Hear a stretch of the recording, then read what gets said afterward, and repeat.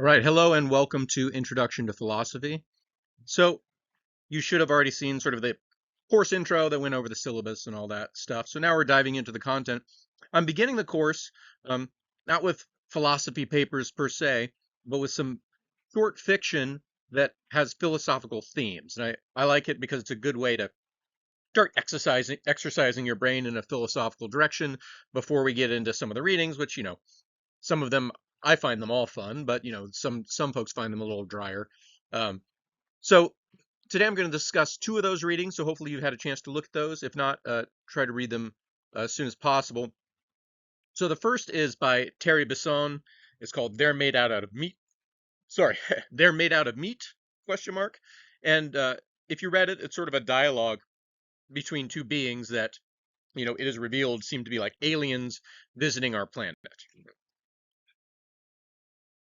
So I don't think it's an accident that he chooses a dialogue form. So dialogue was actually one of the earliest forms of philosophical writing. So maybe you've heard of Plato. Plato was a Greek philosopher, 400 BC. His mentor Socrates was sort of kind of the beginning of Western philosophy, right? Philosophers before Socrates, they call him pre-Socratic because Socrates really is a turning point. So Socrates never wrote anything down, but Plato wrote a bunch of dialogues. They're like little plays, right? Little conversations between two or sometimes more people, Socrates always being one of them. And this was how, in the West at least, philosophy got started, is with these little conversations, right? This dialogue is a little less explicit about the philosophical content, usually in the Socratic dialogues, the ones that Plato wrote, it's pretty explicit. They're saying, oh, what is the nature of justice, right? What is right and wrong? But nonetheless, I think Bisson's short dialogue does bring up some important philosophical points about the nature of the mind. So, he doesn't come out and say, hey, these are two aliens talking to each other, but it becomes pretty clear pretty quickly that that's what's going on, right?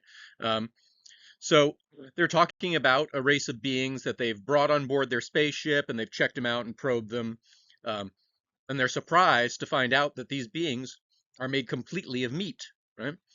Now, also it's implicit, and you figure out, these beings are Earthlings, right? They're us.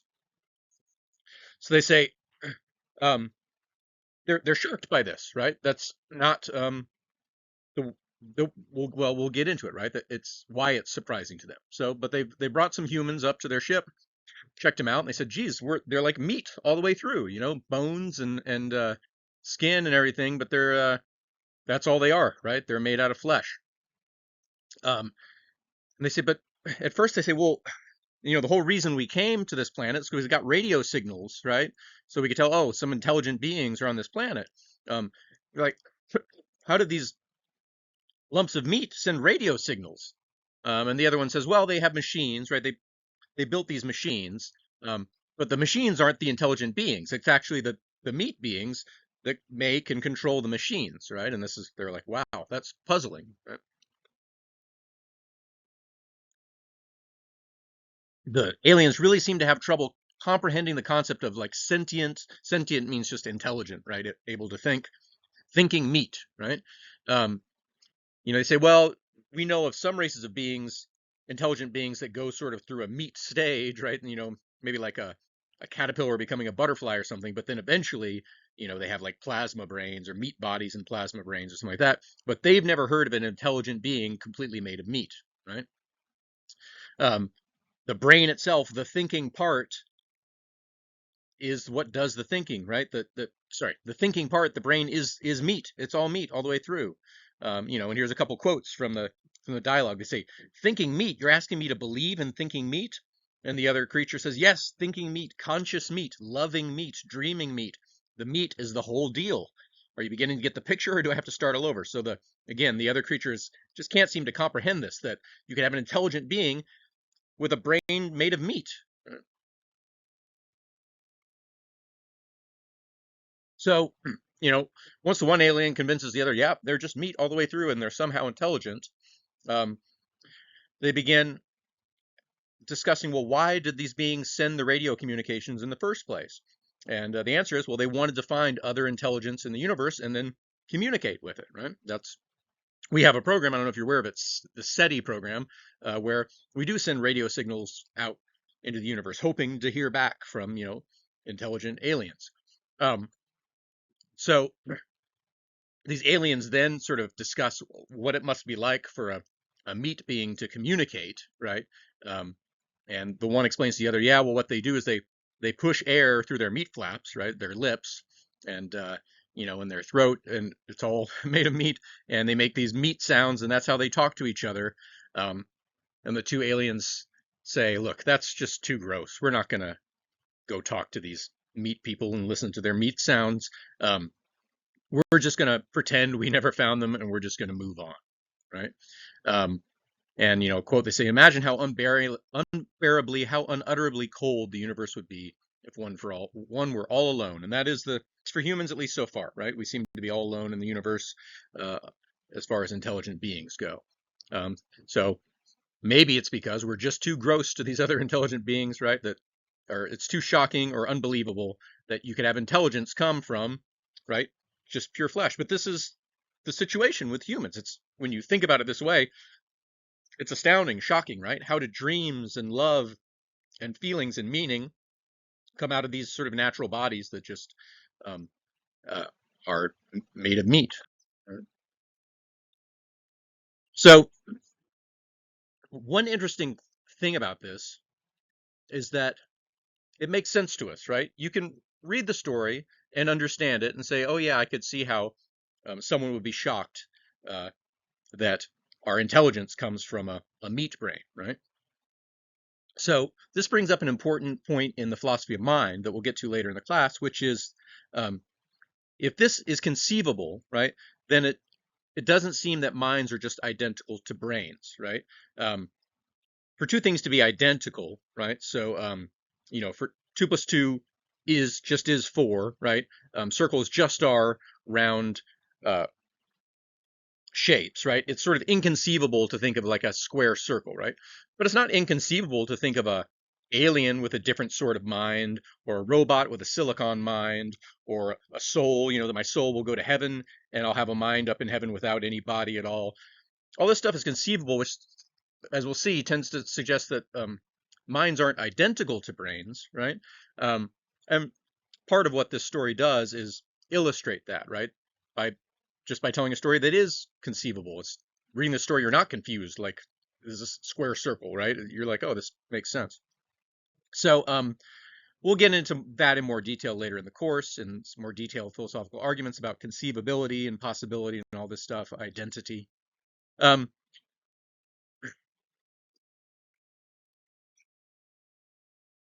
so that was the Bisson. Again, it's a very short little dialogue. I think it's fun. It's kind of funny. Please read it, and just sort of open up your mind about, oh yeah, what is the mind? If you thought your mind was just your brain, there's a long philosophical tradition that, there's still many philosophers that think that's the case, right? It's not that we're all sort of like believe in souls and mystical stuff. I'd say most philosophers are physicalists in a sense. They think the mind is the brain in some way, but exactly how that's the case is actually trickier than you might think. So we'll get into that later in the course. So the second uh, story I want to talk about, and again, this one's a little longer, but still a fun read, so it shouldn't be too difficult to get through. This is by Ursula K. Le Guin. She's a science fiction and fantasy writer, and she wrote the story called "The Ones Who Walk Away from Omelas." So she starts with imagining this city called Omelas, and she conceives of it as a city where everyone is happy, or at least as happy as is possible in something as complicated as a city and a society, right? Um, so a lot of the story, at least in the first part, is just trying to sort of describe what that would look like. Like, what is the perfect city, or the city where everyone's happy? What is human happiness, right? And so she goes through and she fills in some details, but then also leaves a lot of it open for your own interpretation. Because then the point isn't so much that she's going to tell you exactly what a perfect city would look like, but she's going to say, suppose there's a perfect city, and then she's going to move on to complicate the picture a bit, right? So in her description of this perfect city, she describes workmen. So presumably people are still working in the city where everyone's happy. So maybe part of your happiness comes from doing productive work. I think that's plausible. Um, she describes women carrying babies, so it doesn't seem maybe like gender roles are radically altered in this other world or in this city. People are riding horses, but the horses don't wear like halters. Um, and she says the horses adopt our ceremonies as their own, so maybe there's a little more equality between humans and animals in this city, right? Um, she describes clean air, green meadows, so no pollution. Not It's not like a Blade Runner, if you've ever seen Blade Runner, where this just every square inch is covered by buildings and smog. Um, Again, she's just giving you some details to grab onto, but I think in the end she says whatever that looks like for you is fine too. Right? Um, some of the things she says are sort of puzzling, and that's the difference between fiction and works of philosophy. In works of philosophy, they try to make everything explicit. In fiction, they leave some things open and a little puzzling. So she says the people don't smile. What could that mean, right? That they're happy but they don't smile. Um, she says there's no kings or slaves or swords. There's no weapons. So this happiness doesn't seem to be sort of enforced in any way, like by a central authority or a hierarchy, right? Um, Their society is a little bit less sophisticated than ours, it seems, but she insists they're not less intelligent. So they've seems like they've kept it simpler on purpose, right? Um, they don't have necessarily huge factories and things like that. Yet they're happy and they're intelligent. She doesn't want to get into the details of the legal system. Uh, Again, I don't think she thinks that the happiness is going to come from having the right kind of uh, you know uh, political system, right? That somehow, oh, it's communist. If only the world were communist, then everyone would be happy. I don't think that's what she's saying. Instead, it seems to be that happiness is coming from an understanding of life and what is sort of truly necessary for humans to be happy. Um, and then she sort of stops. She says, okay, I've gotten you started, but fill in the details if you want, right? She says, if you think that the perfect society would have trains, then sure, you can have trains, right? If you think it's too boring, you can have orgies and drugs. She says, I don't know, whatever it is for you. She says a couple other things that are a little puzzling. She says there's no guilt. This comes up over and over in the story. I'm not entirely sure what it means, but it does seem to be central to her point, as we'll see later on. Um, and she says there is religion, but no clergy, right? So people do have some sort of spiritual connection to a higher power, but it's not mediated by, a hierarchy. So she zooms in on, at this moment in Omelas, there's a summer festival going on, and everyone's participating in their own way in this celebration of perfect society. So this picture is kind of a joke. It's from a movie called Midsummer that's actually a very sinister sort of society. It's all sort of like Swedish white people. So I think in Omelas it would probably be more multicultural.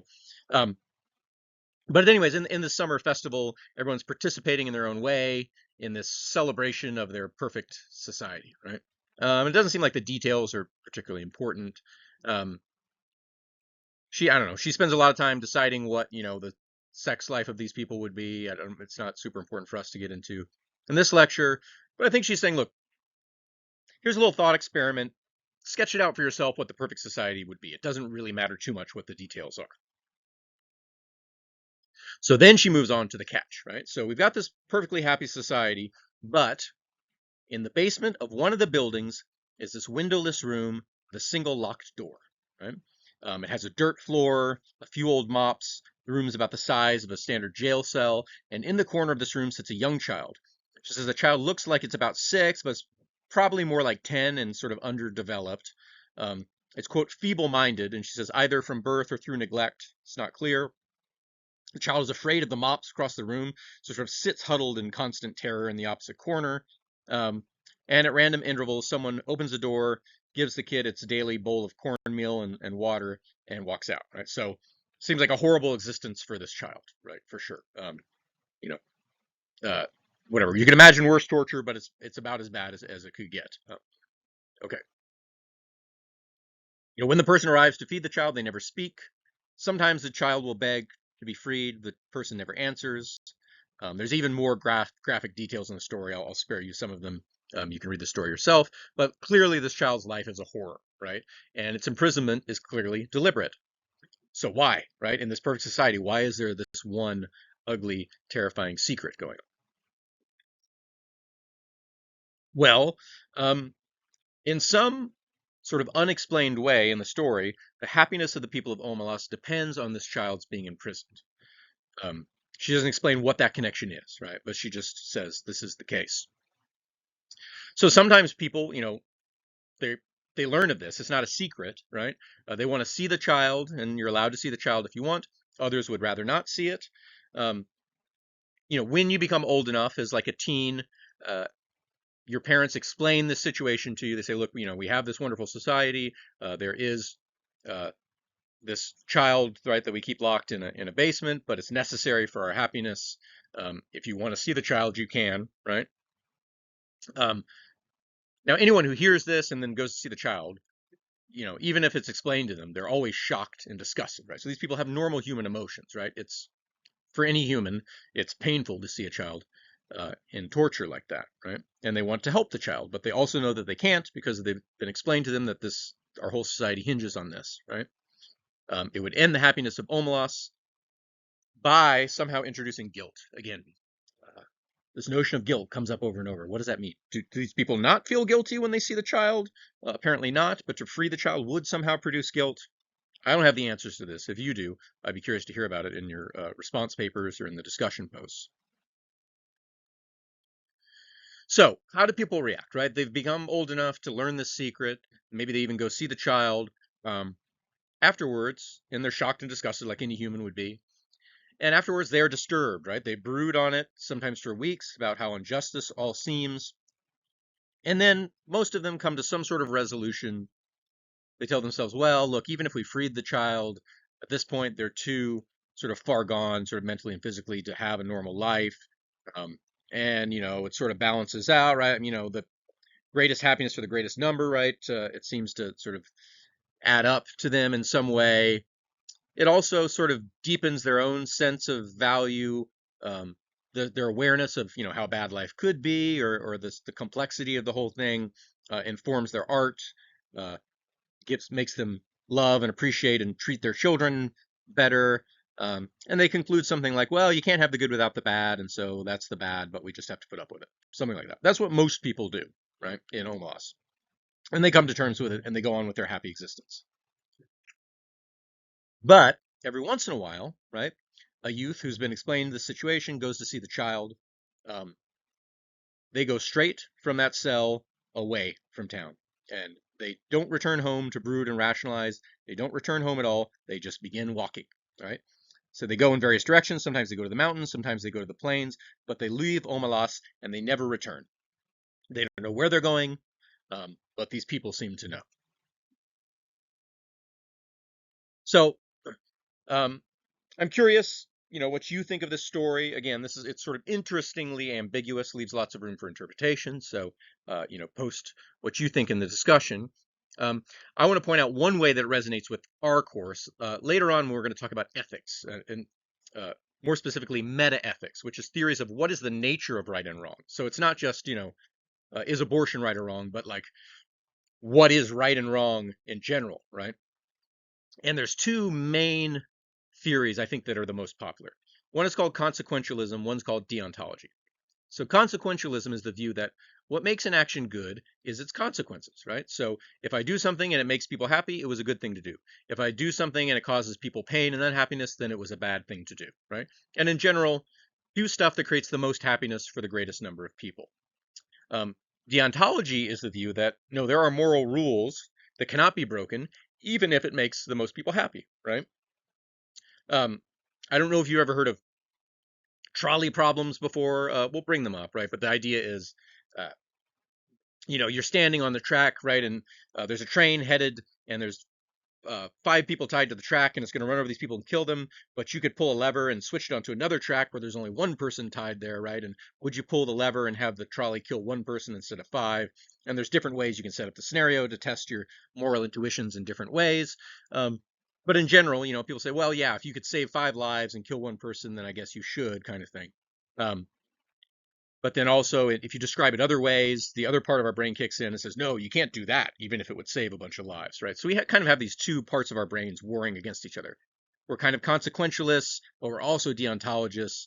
Um, so we think, yeah, you should, make people happy, and sometimes you have to do a little bad to save the good. And then in other situations, we say, no, there are strict rules, right? You may never do this to a person, right? Um, so obviously, in Omelas, they're doing a sort of consequentialist calculation. They're saying, look, yeah, it's terrible to have to torture this one kid, but think of all the happiness that it's generating, right? And for consequentialists, yeah, that's a slam dunk sort of situation. Of course, if you can make thousands of people happy, right, by harming one child, then you should do it. Um, some of those people in Omelas, the ones that walk away, uh, they are clearly sort of deontologists. They're saying, look, some things can't be done, no matter how many people it helps, right? And so they're making that decision. Um, So, you may ask yourself, there's a few questions you might ask yourself. You might ask yourself, did she get the perfect society right? Are there any problems with the way she's painted the society? She wants to leave it open to you. And so, feel free to, in discussion posts, fill in the details of what you think the perfect society would look like. Um, I'm also curious, what would you do? Would you stay in Omelas and make that sort of consequentialist calculation and say, well, it's terrible to torture this kid, but think of all the good that it does. Or would you be one of the ones that walks away, right? And if you think you're one of the ones that walks away, think about this: are children ever tortured in our society, right? Um, are you maybe wearing clothes that were potentially made by a child in a sweatshop somewhere in Vietnam or China? There's all sorts of child suffering in everything we buy, right? And yet we go ahead and we buy the things. So is, the United States a little bit like Omelas, right? Are we in some way, our happiness contingent on the suffering of people on some other side of the world, right? So just a few things to think about. Start getting your brain exercised philosophically, and we will see you again soon.